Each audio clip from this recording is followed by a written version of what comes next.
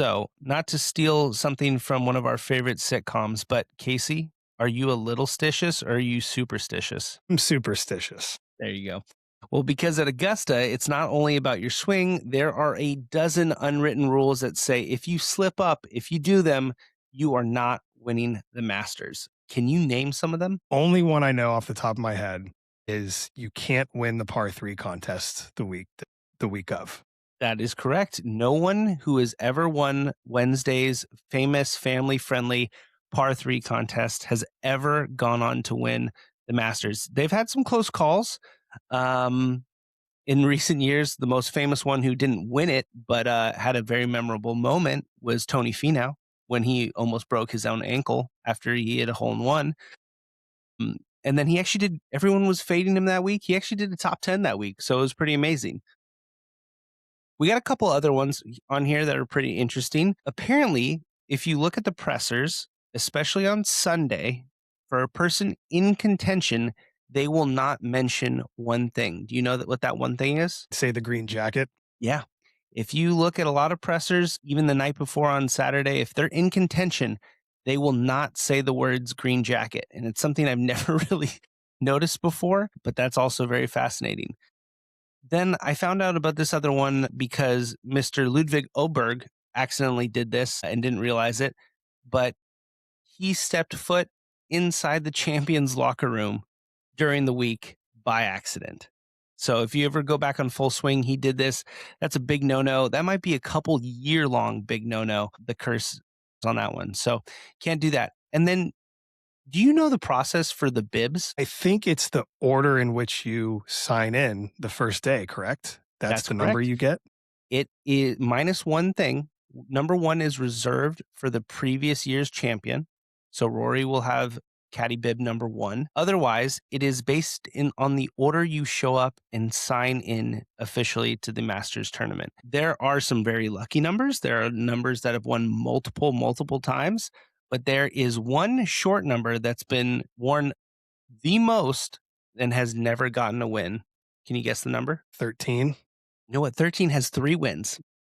It's actually pretty, I originally thought that as well, but no, number 3. So early bird does not get the worm at Augusta. Number 3 has never won the Masters tournament. Wow. That's pretty funny. This reminds me, I think it might have been in Full Swing or something else that I read where players will like loiter around the area and wait for others to go and sign in first. Yeah, yes. Which I would do the exact same thing. Absolutely. So if you do any of these things, you're screwed. No one's ever winning Masters at that. A local municipal golf course says it's been overrun by what some are calling, quote, hack golfers. Has the game grown too much? Do we need more scratch golfers? I'm telling you, hacks slow the game down. You can't grow golf if people are chunking it into the weeds all day. Scratch player?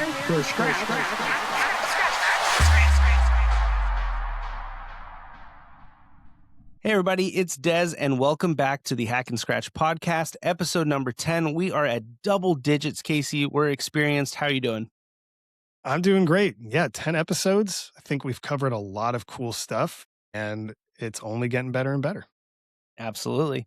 So I know you had a good week in Vegas attending March Madness, but were you gearing up at all for some golf come Sunday, or were you just strictly focused on basketball this weekend?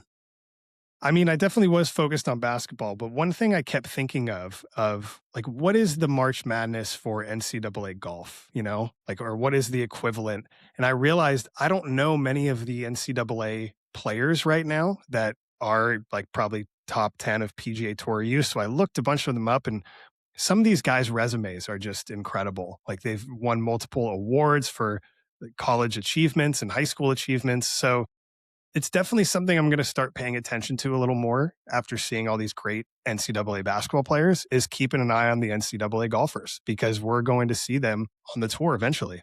Absolutely. I've only watched the NCAA championships a handful of times, but it is always super interesting. I mean, it always comes down to the wire. It's a team-based event and a solo competition, so you have both sides going at the same time. A lot of that team aspect that you see at the Ryder Cup also transfers over here, where the whole team surrounding the last putt on 18 to win it. It's a really good vibe. I always like keeping track on that, and always usually has a pretty good finish. But you're right, there's some great names on there that we'll see here in amateur competitions. We'll probably see one of the top candidates at Augusta for the amateur status and the wins there. And yeah, it's gonna be a really good one. Shifting focus to what happened this weekend, which is something that we don't see very often, but I loved seeing it, which is runner up followed by a win. And so Matt Fitzpatrick goes from runner up heartbreak last week to winner this week, and you got to hand it to him. He's playing some incredible golf right now. Definitely. And I think this is why I always like picking guys based on how they've done the week before, just because I personally don't think you lose something that quickly when you've placed so well, generally. Like, definitely you have your weeks where it just kind of all goes awry, but you stay in that consistent kind of format of your swing and you feel comfortable. And that's how he looked the week prior. So for him to come out and win, like, I'm not too surprised. They these players go on runs of doing really well and feeling like everything's working for them. And I think that happened with Matt Fitzpatrick. So yeah, really happy for him. I think he's been hunting that win for a while now, and that's a good way to go into the major season. Absolutely. He beats David Lipsky, who is a 37-year-old PGA Tour player. Never has won an event on tour, but has kept his card for many, many years. Finishes a very close second to Matt Fitzpatrick. It was a little bit of heartbreak there as well. He needed to birdie 18, didn't quite do it, gave it a good run. I always kind of root for people who haven't won it and have a chance to win it that late in life and or late in career, not late in life, late in career at 37, and yeah, just couldn't quite do it. So he was gutted on the last. And then speaking of gutted, our final pairing had a real rough Sunday, and couldn't quite get it done. Yeah, we were talking about that earlier. So Sungjae Im was one of the ones that kind of collapsed at the end. And to be honest, I would have put my money on him on Friday, knowing how well he was doing. But we've seen that a few times of the final group kind of falling apart. We saw it with Ludwig Oberg and Thor a couple weeks ago. And in addition, Brandt Snedeker, which he had some great interviews over the week because he was playing really well. And, people kind of see him as more of a Champions Tour guy now. So for him to be able to compete with the young guys is awesome. But both him and Sungjae just kind of fell apart in that final round. And it was tough to see. I love it when a Champions Tour player who's still a part of the PGA Tour will go and get a win. Like, that's awesome to me. So I was disappointed. I wish that one of those guys would have pulled it off. But when somebody's feeling hot, they just get it done. Yeah, it was pretty inspiring stuff. He's playing so good. I really can't wait to see what he does here in the next couple weeks and leading into Augusta and what we get there. So, like I said last week, a lot of great headlines and just storylines forming as we get into kind of the really key part of the season. Switching to the LIV Tour, man, they are having a just phenomenal run right now. They continue to print headlines. You wonder why this wasn't happening all the time since the beginning. But DeChambeau goes back to back, and as you mentioned before, quite an emotional win, it seemed like. Yeah, and to go back to back against some of the other best players in the world that are on the LIV Tour is a big deal. And I think most significant is that he's winning right now in a time where you need to be in tip-top form to compete with the major tournaments against players that you only play against a couple times a year now because of that LIV PGA separation. Bryson is winning at the right time, and he's setting himself up. I mean, a lot of people are already speculating about Augusta for him, and I'm not surprised. Like, he was in the final pairing last year.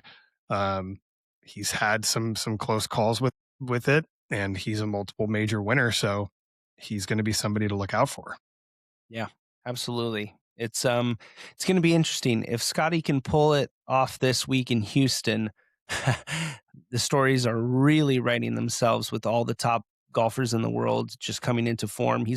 Oddly enough, he's probably the one that's, maybe not as far ahead right now as some of the other ones. But yeah, it's going to be fascinating. Bryson is just striping the ball off the tee. The lines he's able to take right now with his distance is incredible. And well, By no means is Augusta a bomb and gouge. It very much can help the player to do such. I think, obviously he had the very close call last year in the Masters.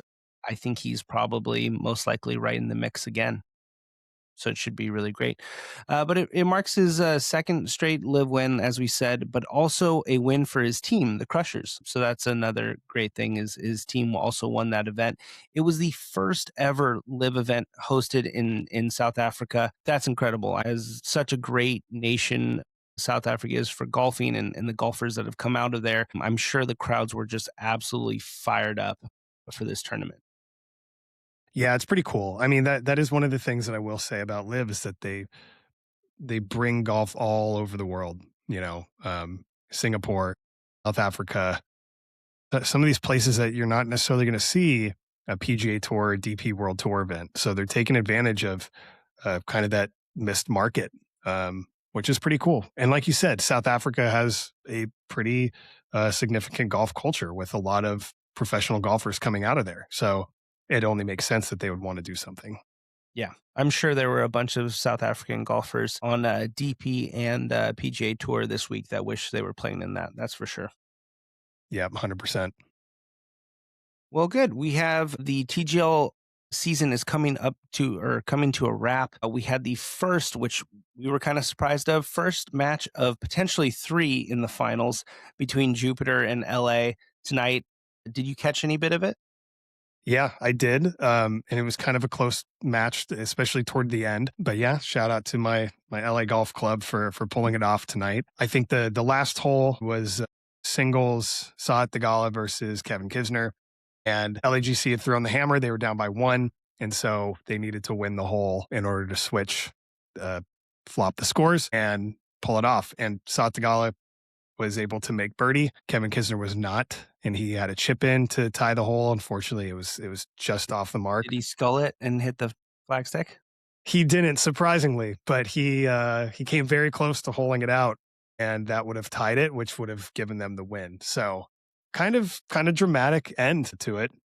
But yeah, we were saying how I kind of forgot that that's the method that they did was best of 3. And so I was like, wow, that it's over. They did it. Like, no, we got to come back tomorrow night still. So I guess we'll find out tomorrow.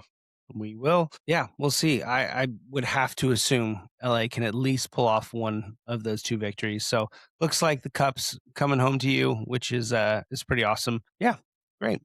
Well, in light of March Madness, I feel like Golf YouTube may have taken a back seat. I know all the Bob Does Sports people were busy doing live streams and watching events of March Madness on Thursday, Friday. There just wasn't a ton of content coming out this week. So I did see a funny video of Grant Horvat getting a boat today. So that's the level of Golf YouTube we had this week is instead of golfing videos, we had Grant Horvat gets a boat, which to be fair, I do know how much that guy loves to fish and just probably wishes he was out fishing instead of on the course sometimes. So to see him get his dream boat, very cool. Not poo-pooing that at all. That's fantastic. It was a little cheesy, but very happy for him. It looks like a fantastic boat. People were in the comments saying it's quite an expensive boat, which obviously he can afford given his rise in fame in Golf YouTube. So pretty amazing. That should be the headline is Golf YouTuber can buy his really, really, really expensive boat. Yeah, I'm all for it, especially I'm assuming he lives in Florida. So, what a great spot to have a boat. But it's funny. And I think, yeah, that is the headline is Golf YouTube is so popular that these stars can go and buy their own boats. Yes. So good for him. Yes, YouTube golfers got boat money. That's right. So the Internet Invitational, I said they've been releasing 1-by-1 episodes. This one was a pretty interesting match. Another kind of more verbally entertaining than golf entertaining, but it was a popular video game streamer, Nadeshot, who I didn't really know much of, and Garrett Clark, obviously from Good. Then Peter Finch, who longtime YouTube golfer, instructional person, and then Jet from Bob Does Sports. Hilarious match. Nadeshot might be the funniest person on the entire course, just dropping insane jokes and hilariousness. Peter Finch is a just stone cold killer on the golf course. He is a very, very, very good golfer. Yeah, it was pretty interesting. Like I said, very comedic, very good. The big news going into this week, and obviously you had a match tonight, but Barstool welcomes their next pro golfer athlete in Kevin Kisner. Yeah, I saw a little bit of that. I guess my question is, what does that mean for Kevin Kisner specifically, like in the world of professional golf? Because I was kind of under the assumption that he might be stepping away from like consistent competitive golf, and maybe he already. Am I wrong? I think he is. I think this is an Okay. outlet. Obviously, he's on the broadcast. I think he's enjoying the broadcast work a lot. He's very good at it. So I think this is part of his plan. I think he will start winding down his competitive rounds on the tour. And I think he will take this role in stride. And, it comes with playing golf, it comes with being on a podcast, it comes with a lot of things. So I'm sure he's being paid well. Otherwise, he wouldn't be doing it. And, I think Barstool adds like a really good component with that. So I know they probably had to pay up for it, but you see the legitimacy that getting John Gruden for their football content has done. I think they wanted to emulate that with getting Kevin Kisner for their golf content. I think that's so smart. And I think there's nobody better to do it than that because he's got the personality to be fun, but he's still a professional golfer. And so he brings a lot to the table. So that's pretty cool. Absolutely. Well, Bob Does Sports had their inaugural video without ticket. So the first one without ticket on the squad, it felt that. There was something that was off. They were trying to keep the vibes high. It was a drinking challenge, so it was always going to be vibes really, really high for this one. They had to finish, I think, 9 half-a-days in 18 holes. Good luck to them. That's just real rough stuff. Yeah, 9 each. And so it had funeral vibes. I don't know. It was just like there was an air of sadness about like something's missing here, and they just kind of kept trying to plug through it. And I get it. There was a gaping hole, but they did it. They got their first video out without ticket, and it was good stuff. It was typical Bob to Sports. Mostly hilarity, some golf mixed in, and it was good. Yeah, I mean, I totally get that. And I love that. Yeah, maybe that's the way that you got to cope with having a member of your team go find another job. It's like, our buddy's gone. We got to do something. Let's all just get drunk and play golf. And I'm like, yeah, I probably would have done the same thing. So, I still thought, yeah, it was very funny. Great marketing for Have a Day, which have you had one of their drinks, by the way? No, actually, I haven't. Now that you mentioned it, no. Neither have I, but I want to try it now. They look good. Yeah. Um, Yeah. Well, they drank yeah. a lot of them, so it's gotta be good enough to at least consume, 9 of them. And I don't need 9. I may need 9 over the course of maybe a couple weeks, but yeah. Do you remember, like, the most hammered you've ever been on a golf course? On a golf course? Yeah. I didn't love it. Yeah. Yeah. Like, Yeah. but I think it wasn't the right company. I think if I was going with my boys, I think it would be fine and more Sure. fun because they were laughing at everything Sure. toward like hole 7 there. And I'm Yeah. like, look how they're having so much fun. Like, I just want to be there and experience this ridiculousness. But yeah, it can be not fun. Yeah, it's funny. I mean, I love drinking on the course, but I've just never been so hammered that I couldn't stand over a ball. Like, Yeah. I value the time that I can get out there so much, I think, that I just wouldn't do it to myself. I need to enjoy and play. But there is some part that I would just love to see how my body reacts and behaves to being so drunk that I'm seeing like 2 or 3 balls in front of me at one time and not being able to hit it. I think that I think that would be ridiculous. So I get Well, why these drinking challenges are good fun for them. Des, if you want to go out and try it, you can just say that we can go and get drunk on the course. That's fine. That's true. We might need someone to film it, but that sounds like a good plan. Sweet.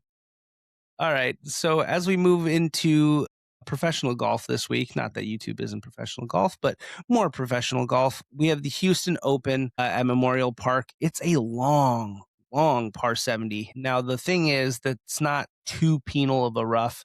This really is your kind of bomb and gouge. You saw Minwoo get it done last year, who, he's a big long driver with the ball, not the most accurate. So he was spraying it all over the place, but he was able to recover, hit some great approaches, and took down Scotty Scheffler, which is my next point, which is quite a few young studs have taken down Scotty Scheffler at his home tournament over the years. You had Steven Yeager do it one year. Is kind of showing that Superman may not be as invincible as you think he is. And so I wonder, with all the storylines going on, are we going to have a similar thing where someone just chases down Scotty or just inches ahead just barely? Or does Scotty finally put, the talk to rest and get a win at Memorial? I think both scenarios are very possible. I think Scotty's going to be in the mix regardless, but he is one of my picks for this week. There's just something about playing golf at your home location that feels different. And probably even more so to these guys. But like when I go back to Los Angeles and play Griffith or, Sepulveda, I feel comfortable there because I've played the courses 100 times. I know the city. Like there's a comfort that you don't feel maybe if you're at some course you've never played before, haven't spent much time at. So that's why I like Scotty a lot for this week. I think he's going to get it together. We're kind of getting down to the wire here where he needs to be in his top shape in order to be competitive in these majors. And so I think whatever he's been working on, he's starting to work out. So you've given away one of your picks. Who are your other two picks for the week? Yes. So my other pick is Harris English. Let me pull up the note that I had on here for him. Where did this go? My bad. Well, one, he's been playing well consistently. I think, let's see, this tournament specifically, he has a tied for 18, tied for 29. But the past few weeks, he's consistently been in near the top 20, which I know doesn't sound like a lot, but that's pretty consistent, even if, you're not winning tournaments. So I like that a lot, that he's just playing his game and it seems to be working in the sense that he's getting multiple $100,000 paychecks every week. That's still good golf. And I think he's been kind of hunting for that win. So he's one of my picks as well this week. He always just pops off for a random win. You're just like, oh, Harris English won this week. It's just like, it's not surprising at all, yet it, comes out of almost nowhere. And he's just that kind of consistent a golfer. And when he's getting top 20s, it means he's obviously playing good golf. Just a few things need to click. And usually it's the putter. So we'll see. Obviously, they're switching to Texas this week, and we'll see how Texas putting treats Harris English and if he can get it done. But yeah, I like the pick. Wouldn't surprise me. Yeah. And the other one I have is Jake Knapp. Kind of same reasoning, but even more evidence for it is his last rounds tied for 11th, I think tied for 8th, tied for 8th, 6th. Like come on, like that's almost as good as you can get for going on a run without winning. And he's finished this tournament tied for 15th before, so he can play well here. And I just love Jake Knapp. I think he's going to be even a better golfer than he is now. And I'm just looking forward to seeing if he can get that one more win before a major, because I think he's capable of winning a major. Absolutely. Yeah. I mean, one of the better swings on tour, just so smooth, mayor of Tempo Town. I also have Jake Knapp this week. I think he fits the profile here really well. And also, he's been playing lights out. I mean, his ball striking is top 10 across the numbers here. So, yeah, I like Jake Knapp this week. I also like someone who's having a really great season, who also can bomb it, who we've seen in person bomb it this year. But Kurt Kitayama, I think he'll be in the mix come Sunday, if not, right at the top. And then I took a little bit of a value play here. I went Max Grazierman. He has been playing some great golf this year. He had a horrible week last week, and so you're getting a lot of good value on him. But, it's a total different style of play than last week. And like I said, the way he's been driving the ball, I think he'll have a big leg up this week. And so I would assume Max could definitely outperform what he did last week, at least. And if not, have a shot to take it down this week. So I'm betting on some young studs to take down Scotty in a similar fashion. History loves to repeat itself. So we'll see what we get this week come Sunday. Yeah, sounds good. I think those are great picks. And I actually really enjoy these last couple tournaments because guys are focused on the majors, but they know that these tournaments count just as much because they need to get the confidence that they can go to Augusta and really play well. So I love these weeks leading up to the Masters. Absolutely. Well, that's a good segue into our next topic, which is we are continuing to see release after release, limited releases of Masters themed drops. And we got our first bag head to head drop. So Vessel Golf, a very good manufacturer of golf bags, released their Masters limited edition release. And in the same week, Ghost Golf, who's kind of under, I don't know, not underground, but just kind of more modern, younger crowd golf company, Ghost Golf, releases their bag. They do it well as well. So what do you think? You're looking at both bags right now, between the Vessel Golf Augusta and between the Ghost Golf Augusta. Which one would you prefer? I would definitely prefer the Vessel, because my biggest complaint of when you're doing a either course branded or some other style branded bag, whatever it is, glove, like this Ghost Golf one, you can't put the name of the company that big on the bag. And that's the thing that really bothers me, where it's like, this is our Augusta bag, but it's Ghost Golf. And I'm like, if they had just their logo somewhere else or something smaller, I would like it a lot more. I want the focus to be the bag brand like itself. You know what I mean? Yes, I totally understand what you're saying. You know, even if the Ghost Golf shrunk down a little bit, I still actually think I like the Vessel bag. It's just cleaner, it's sleeker, it's like a modern Augusta. There's a lot of patterns going on with the Ghost Golf one, maybe a little bit too much. The one thing I really did like, and I know you probably can't see it because it's not zoomed in, but the hang tag on, like the zipper tag on the Ghost Golf says patrons only. I think it's pretty sick. That's cool. It's a good nod to Augusta, but other than that, yeah, I think you're right. I'd go Vessel as well. Yeah. How much do those bags run for? Do you know? Yeah, probably I would say $3.99 on the Vessel one, and I'd probably say similar on the Ghost Golf one. Yeah, Dang, I think I'd rather buy a new driver. probably. Although I think new driver now might be 700. They're getting up there. Maybe last year's used driver then. There you go. There you go. Barstool released a one of their new Augusta themed releases, which is it's almost like one of those games where you describe like a fake scenario that's happening.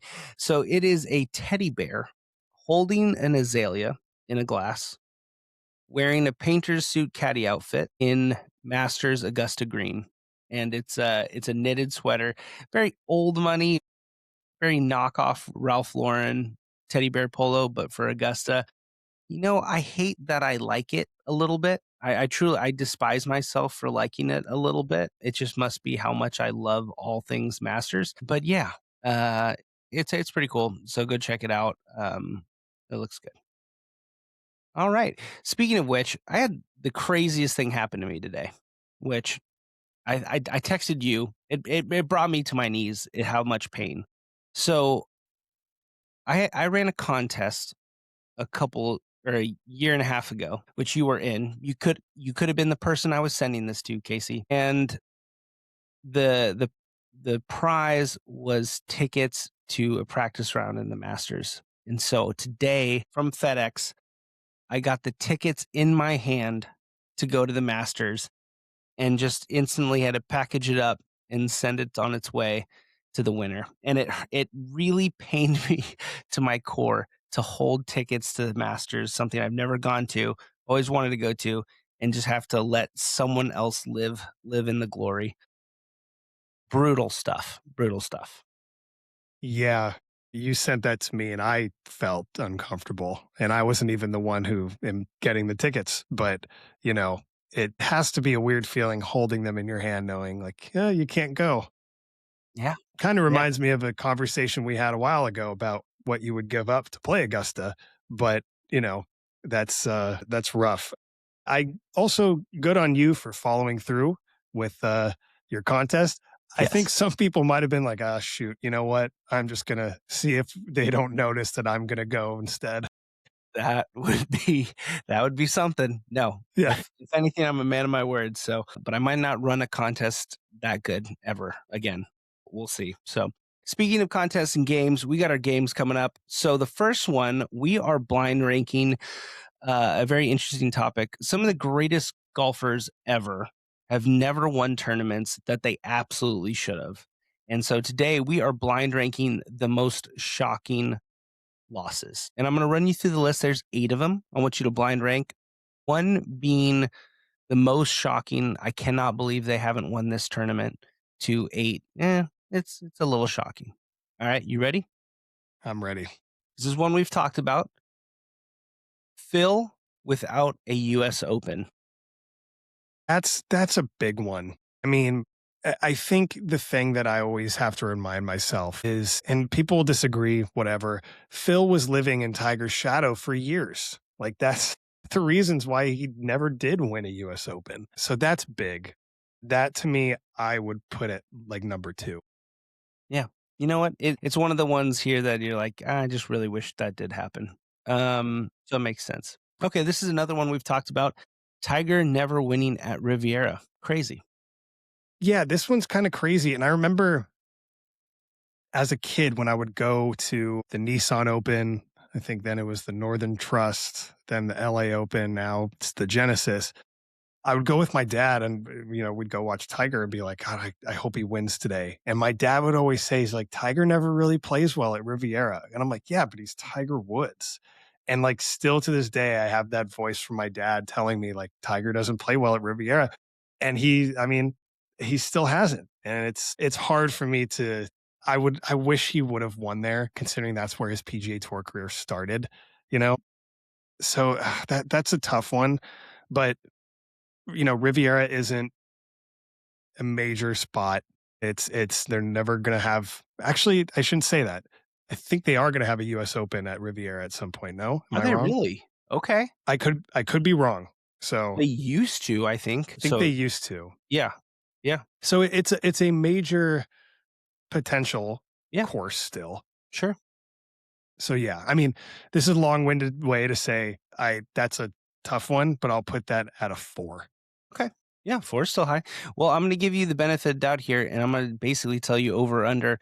How crazy is it that Jack has also never won at Riviera? Wow. I actually didn't know that. For some reason, I just assumed that he had. Okay, well, I'm going to put that one above that at 3. There you go. Okay, more surprising. Okay. Yeah. We got some good ones left here. All right, so I'll give you some easy ones. Here we go. This one's very relevant to this week. Scotty not winning his home course at Houston Open. I think he will eventually. So this one's not crazy to me. So I'll put that at the bottom at 8. 8. Soon to be extinguished, just like Rory in the Masters. Got it. Okay. Yep. How about this? No major victories for Ricky Fowler. Yeah. I think it was 2024, maybe 2023 US Open where Wyndham Clark won. Yeah. I wanted Ricky to win that so bad. So did everyone. As did everyone. That's a tough one as well. I might save my number 1 spot though. So I'm going to put that at, I'll put it at 6. Okay. 6. We've also talked about this one before. Norman at the Masters. Couldn't get it done. Yeah. We did talk about this because this one was a collapse as well. Doesn't bother me that he hasn't won the Masters. I guess I am a little surprised, but I'll put that at a 7. Yeah.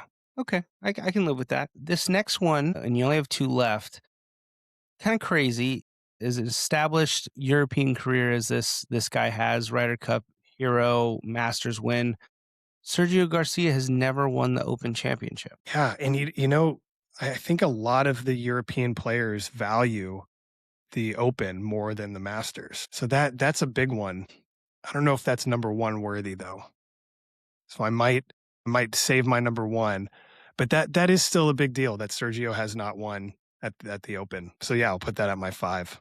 All right. Defaulting to number 1, taking a risk here. I don't know if it has the gravitude that some of these other ones do, but it is shocking. The man who helped co-design Augusta and one of the best golfers to ever play the game has not won at Augusta. Bobby Jones has never won at Augusta. Despite designing the course and playing in it many, many times, his highest finish is actually only 13th. Wow, not even a top 10. So I actually am glad that I saved that for number one. Isn't that crazy? Because that's crazy. I would have least guessed top 10, top 5. Yeah. I mean, he Wow. demolished a ton of tournaments in his time. And the fact that he co-created this with Dr. McKenzie, like that doesn't make sense to me. Yeah, that's something. I did not know that. Yeah. Highest finish, T13. Crazy.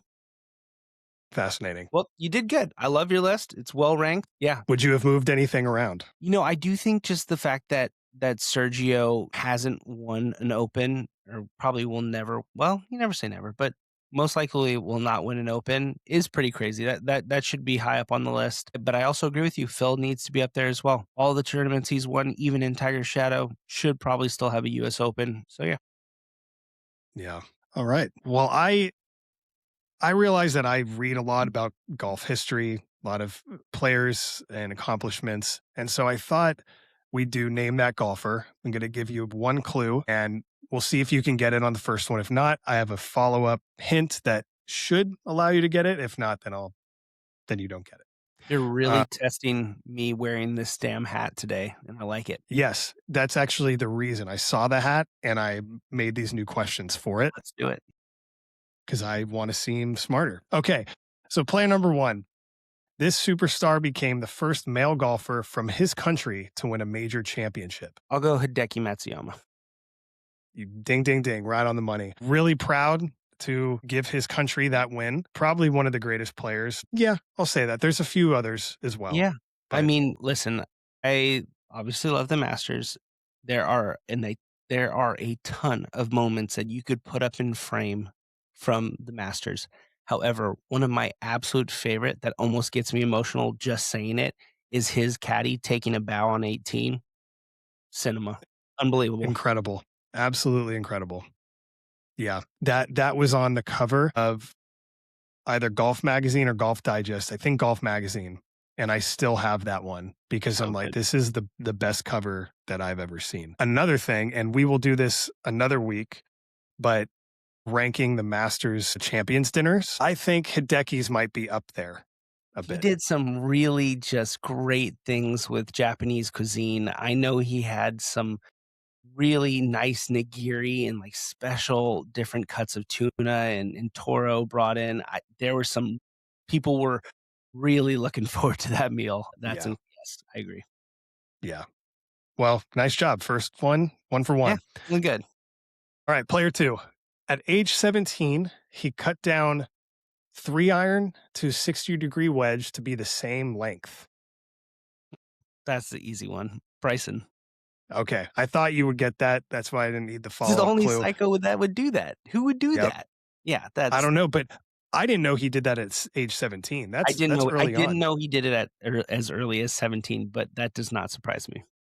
Yeah. And I guess like a lot of people started following suit. He had his coach do it for him and saw off the clubs and fix them for him. But I was reading the reasoning was that he wants to maintain consistency in his swing at all times. I'm like, that makes sense. Yeah. I'm so used to having my wedge much smaller, so probably wouldn't make sense for me anymore, but really cool. Yeah. Yeah. Yeah. All right. So 2 for 2. Player 3. He survived a near fatal head-on car accident in 1949, only to return and win the U.S. Open a year later. This is crazy. My just drunken memory, just instant memory goes to Arnold Palmer. No, but you're in the right area of time frame. Give me that. You want another clue? Yeah, give me that second. Okay. He's widely considered the greatest ball striker to ever live. I know that's still a vague clue. I mean, is it Ben Hogan? Ben Hogan. Okay. Yeah. Yes. Okay. So I was in the right zone-ish. You're in the zone. I was a little early, but or a little late, but yeah. Okay. Yeah. All right, good. And I also have his book, 5 Lessons, sitting right here. Have to. Had it forever. I picked that up a couple years ago, and I still do the Ben Hogan grip. That's the one thing I take away from that. I balance the club in between the two fingers and the palm, and that's how I grip my club. My coach always had me do the Hogan drill, and I've been doing that ever since. And then I have his other biography here, which I highly recommend. I've been working through, so I'll report back. Okay, player 4. He has not completed the career Grand Slam, but he has finished runner-up at the U.S. Open 6 times. I mean, that's weird because I don't think Phil has 6 runner-ups, but I I'd have to say yes. I mean, I don't know. I'd have to say Phil. Phil is the correct answer. 6 Now, times? that, according to my research, but like Heartbreaks. that, we were just saying, like, what a way, like, think about when he was playing, you Yeah. know? I Yeah. think other players to edge him out were Vijay Singh and Yeah. Tiger Woods. So like all these other guys, it's kind of a crapshoot. It's going to be one of the 3 of you, and it just happened to not be him. Crazy. Yeah. All right, player 5. He is the only player to ever beat Jack Nicklaus in a playoff for a major in the 1971 U.S. Open. Nick Faldo. Nope, but also in the right area. I think, let's see if you know this one. He famously claimed he didn't fear lightning because even God can't hit a 1-iron. Oh, this is such a famous quote. I have another clue that will give it away, but that might give it away if you want it. Oh, I should be able to get this. This is crazy. It just sounds like something Gary Player would do. No, but that's a good guess. So Damn. my last clue is he was in the original Happy Gilmore film. Lee Trevino? Yep. That's crazy. Okay, that's good. I would have never got that one. Okay, wow. Good for Okay. Trevino taking on I know. Nicholas. No, that's good. Yeah. Have you heard that even God can't hit a 1-iron Yes, thing? but I still Yeah. wouldn't attribute that to Lee Trevino. That's funny. Oh, okay. That Yeah, seems he's like just a very got so Gary many Player thing to sayings. say. You're right. It also does seem that way. Okay, player 6. In one of the most statistically bizarre feats of his career, he won the 2006 Open Championship at Hoylake while hitting his driver only 1 time over 72 holes. What? I had to read this multiple times. I'm like, this can't be true, but it's true. Well, okay, so the context clue is there. He's got to be a big hitter. In 06, And he won. God, who debuted in like 06? You want one more clue? No, give me 1 second. Is it DJ? It is not. Damn, I really thought I was going to get that actually.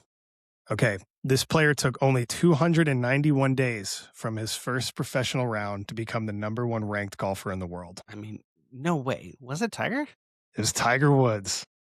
He Can you believe only that? hit- Isn't What? that something? I know. I had to read it multiple times. My guess is the wind. You want to keep everything low. Low? And by this time, he was slapping his iron Sure. so far with the stingers that That's it a didn't. good one. That's a good didn't trivia matter. question. I like Right? that. I had no idea. That's a good one. I like that. Okay. Yeah.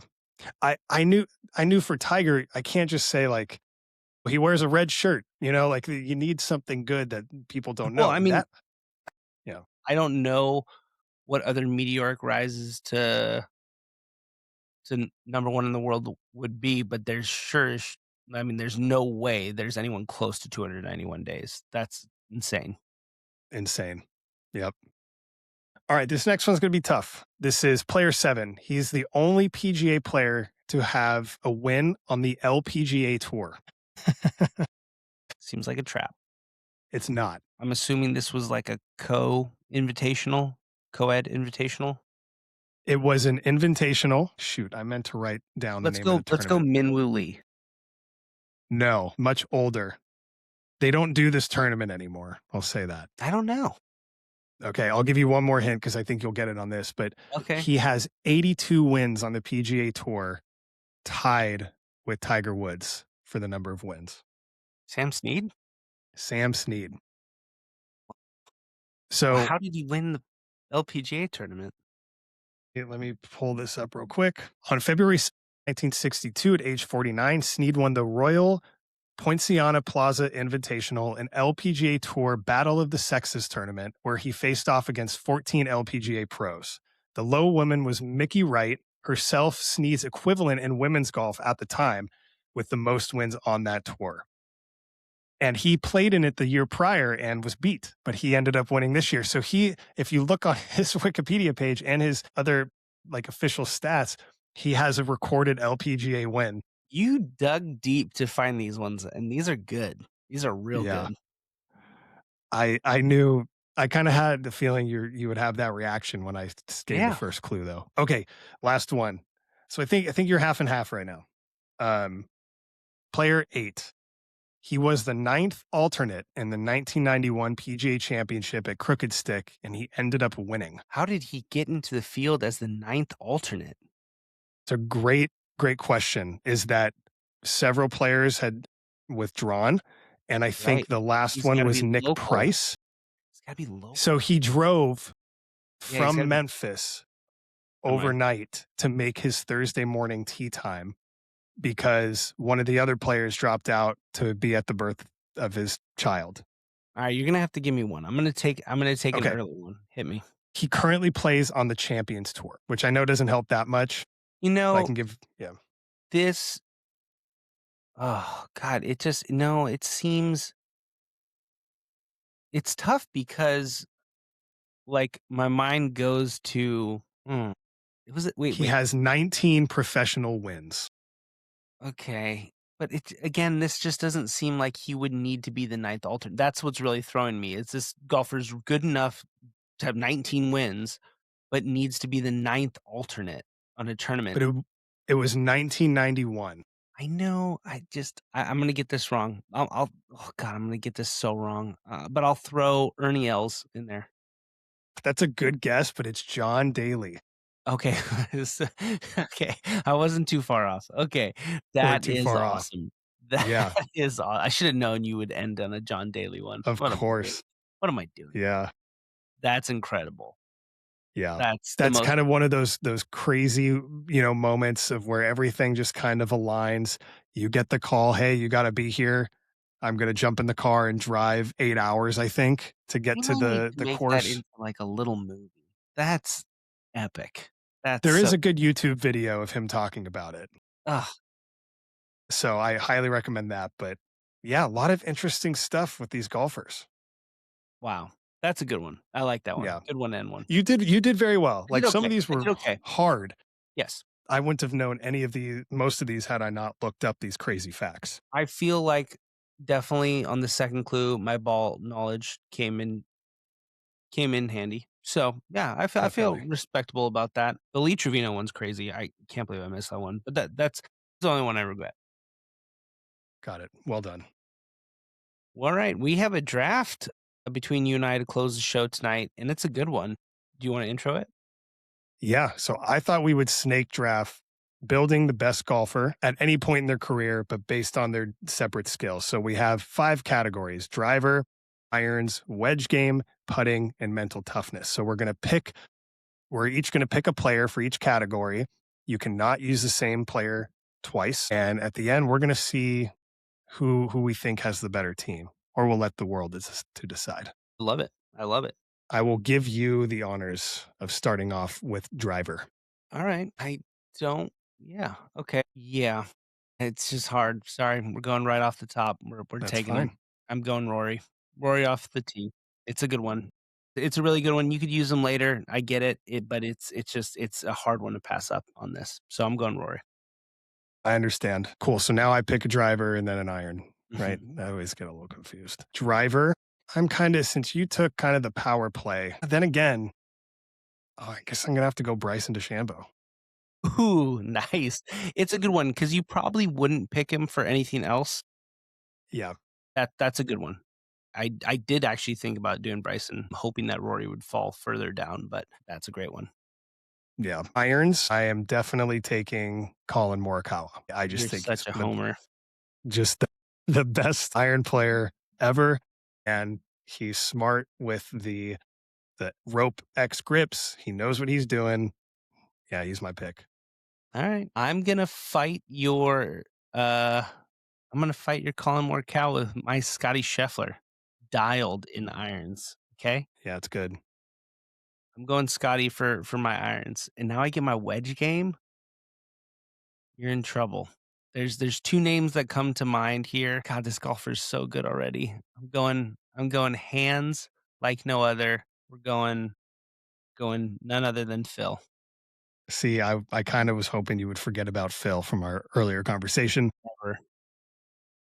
There is an easy second in my opinion, but we'll see where you go. Well, who is it? You want to give him to me? Let me see. I'll just say this: you make your own decision.